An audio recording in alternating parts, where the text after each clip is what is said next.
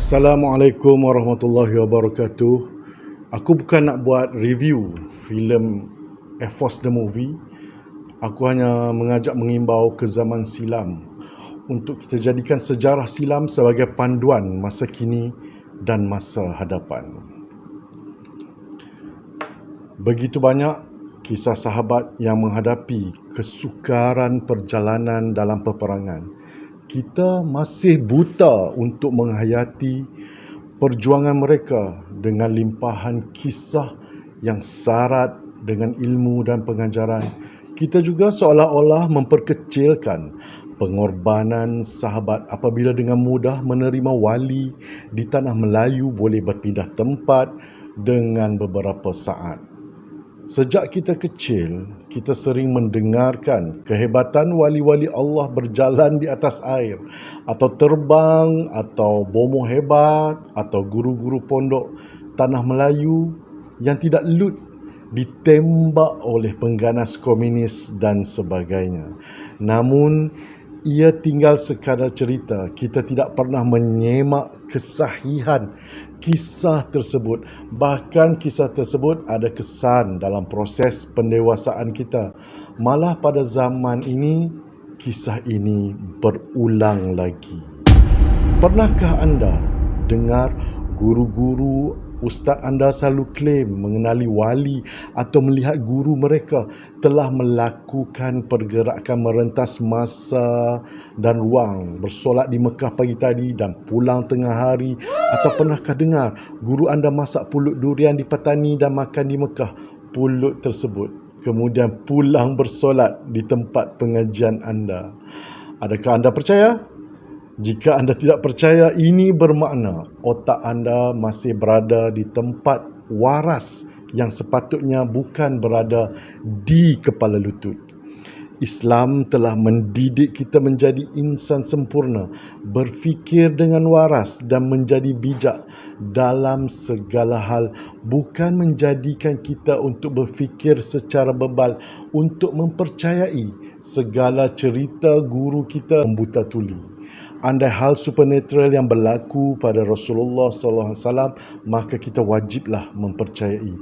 Itu pun setelah kita tabayun melalui sumber-sumber hadis sahih yang dipercayai. Islam juga mendidik kita untuk menjadi insan jujur dalam berkata-kata dan menyampaikan hal agama yang benar sahaja, bukan kisah-kisah rekaan. Andai benar wujud guru-guru kita atau wali di tanah Melayu boleh bergerak pantas merentas ruang dan waktu dari satu tempat ke satu tempat yang amat jauh jaraknya, sekelip mata sahaja, maka tanpa kita sedar, kita sedang meletakkan para sahabat pada taraf yang amat rendah. Kerana para sahabat Nabi juga tidak dapat merentas masa dengan sewenang-wenangnya. Jika dilihat pada taraf kehebatan para sahabat dalam perjuangan dan para imam mujtahid empat mazhab, maka merekalah selayaknya mendapat karamah terlebih dahulu daripada guru kita. Salafus soleh yang hidup pada 3 kurun pertama, yang mana taraf mereka lebih tinggi sebagaimana yang dijanjikan Rasulullah sallallahu alaihi wasallam. Bukannya tok guru tanah Melayu atau Nusantara yang menjual cerita ayam keluar dari gambar, yang mengajak mandi safar atau mengangkat taraf ilmu diri sendiri, atau menjajah cerita Nabi keluarkan tangan dari kubur untuk bersalam. Semasa perang di zaman para sahabat Rasulullah sallallahu alaihi wasallam, sahabat Nabi yang tarafnya lebih tinggi dari wali di tanah Melayu menghadapi perjalanan yang sukar, jarak yang jauh semasa menghadapi kempen ketenteraan peperangan. Khalid Al-Walid yang memimpin perang Mu'tah, perjalanan pasukannya sejauh 1076 km.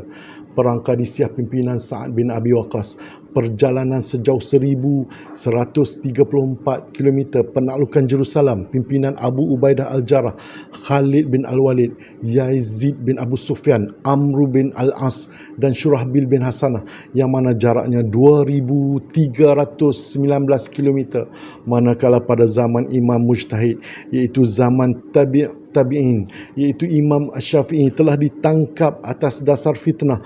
Beliau dirantai dan dipaksa berjalan kaki dari Yaman ke Baghdad sejauh 2,100 km untuk dibicarakan di hadapan pemerintah Harun al-Rashid, sehingga gari rantai kaki beliau bercampur dengan darah, kulit, daging dan nanah hingga melekat besi tersebut di kulit daging kaki beliau.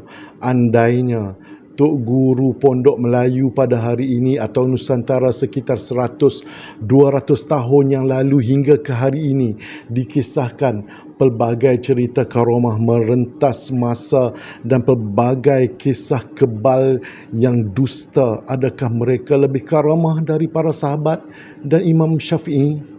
Jika karomah merentas masa dan jarak sekelip mata dibawa dalam pendidikan agama secara meluas, diberi ruang seluas-luasnya dalam arus perdana pendidikan agama dan dipaksa untuk kita mempercayainya, maka para sahabatlah wajar diberi dahulu keistimewaan tersebut dan wajar untuk dihebahkan pada umum. Syukur, alhamdulillah, para sejarawan kita tidak mereka cipta kisah dusta terhadap sahabat, malah mereka berpegang dengan amanah agama sebagaimana amanahnya ilmuwan hadis menyampaikan hadis dengan jujur pada setiap zaman. Tuan-tuan, lihatlah semula golongan manakah yang sering menyampaikan kisah dusta dan karut ini. Malah apa yang telah jadi pada masyarakat kita, hampir semua orang awam dan kebanyakannya percaya dan menjadikan agama sebagai bahan untuk meraih keuntungan penglipu lara yang tampil berwajah agama atas nama wali, sufi dan tasawuf. Semakin banyak kisah magic dan supernatural, semakin ramai orang meminati pendakwah tersebut. Jika kita menegur, kita akan disisihkan. Apakah akan jadi pada generasi akan datang yang hanya bergantung dengan kisah karut dusta wali ini? Hari ini juga kita boleh lihat kesan kebodohan pentadbir dalam mengurus sekolah-sekolah ma'had tahfiz yang tidak memerlukan pematuhan pada dasar keselamatan bomba, dasar pemakanan sihat, dasar pengurusan berkualiti dan sebagainya. Apakah kita akan membiarkan anak-anak tahfiz kita nanti mati terbakar dengan alasan biarlah mereka mati, kerana ia telah pun termaktub dalam qada dan qadar Allah Subhanahu Wa Taala yang mana ajal mereka telah ditetapkan. Hari ini pun kita boleh lihat sebahagian anak-anak tahfiz diajar berjalan dengan lutut seperti itik untuk bersalam menghormati guru mereka secara ulu.